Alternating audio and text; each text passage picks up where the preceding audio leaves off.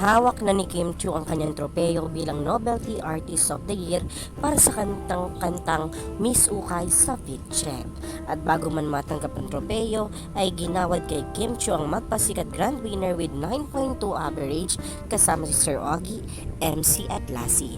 Napa-comment naman si Sir Ogie kay Kim Chiu at sinabing, "Love you Kimi ng malala. Salamat sa spirit mong sobrang mapagbigay. I will always be here for you, my dear." Napakaganda ng mga binibitawang salita ni Sir Ogie kay Kim Chiu at nung nakaraang nagkaroon sila ng press con about sa magpasikat at tanungin kung ano ba ang formula para manalo sa magpasikat, walang pakundang sinabi ni Sir Ogie na dapat kakampi mo si Kimi, yun ang formula. Well, hindi naman maitatanggi dahil nag-champion nga ang Team Ogie, Kim, MC and Lassie. Sabi nga ng isang fan, "Grabe din po ang manifestation nyo, Sir Ogie Alcacid. Talagang granted po talaga po ang isang Kim Chiu, Sir Ogie. Team OKML Grand Champion sa Magpasikat 2024.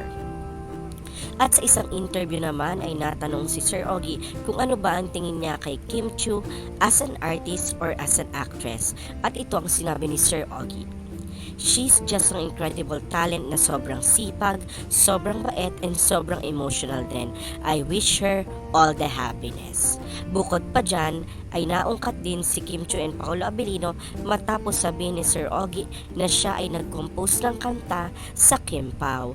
At ito nga ay kanyang kinanta pa during that interview. Nakakatuwa dahil as one of the senior stars in showbiz, very supportive talaga si Sir Ogie kay Kim Chiu in professional and personal life.